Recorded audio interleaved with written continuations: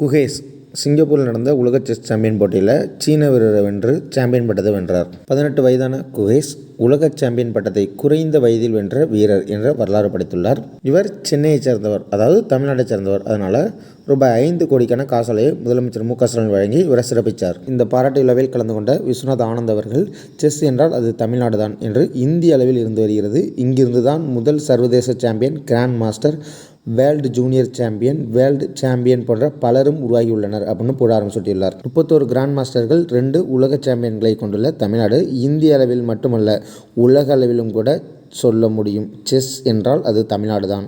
வரும் காலங்களில் இன்னும் அதிகமான வீரர்கள் வருவார்கள் என நான் எதிர்பார்க்கிறேன் என்று விஸ்வநாத் ஆனந்த் கூறியுள்ளார். இந்தியாவிலேயே செஸ் போட்டியில் அதிக கிராண்ட் மாஸ்டர்களை கொண்டுள்ள மாநிலம் தமிழ்நாடு தான் நம்பர் 1 இடத்துல இருக்குது. சென்னை அயனம்பாக்கத்தில் உள்ள வேலம்மாள் வித்யாலயா பள்ளியில் தான் இவர் படிச்சுட்டு வர்றாரு. அதனால் பள்ளி நிர்வாகம் 78 லட்சம் ரூபாய்க்கு மதிப்புள்ள மெர்சிடிஸ் பென்ஸ் இ கிளாஸ் காரை இவருக்கு பரிசாக வழங்கியிருக்கு. குகேஷ் தனக்கு கிடைத்த பரிசு தொகையிலிருந்து 10 லட்சம் ரூபாயை வயநாடு நிலச்சரிவு பேரிடர் மீட்பிற்காக நிதியாக வழங்கியிருக்காரு. செஸ் விளையாட்டை பற்றி நீங்கள் தெரிஞ்சிருக்கப்ப பழைய கரண்ட் அஃபேர்ஸாக இருந்தாலும் இது கேட்க வாய்ப்பு இருக்குது. 44th செஸ் ஒலிம்பியாட், அதாவது 44வது சதுரங்க ஒலிம்பியாட் போட்டி எங்கே நடைபெற்றது அப்படின்னா சென்னையில் தான். 2022ஆம் ஆண்டு இந்த போட்டி நடைபெற்றது.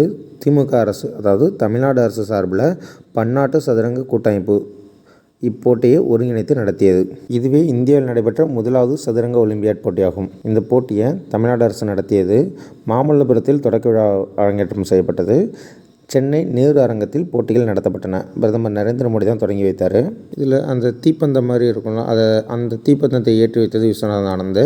நம்ம குகேஷ்னு இப்படி ஒரு நபரை பார்த்தோம்ல, அதாவது இப்போ குறைந்த வயதில் கிராண்ட் மாஸ்டர் ஆனவர், அவரும் பிரயானந்தா 2 பேரும் தான் இந்த தீப்பந்தத்தை ஏந்தி சென்றவர்கள். முதலமைச்சர் மு.க. ஸ்டாலின் அவர்களின் முக்கிய பங்கினால தான் இந்த போட்டி நடைபெற்றுச்சு.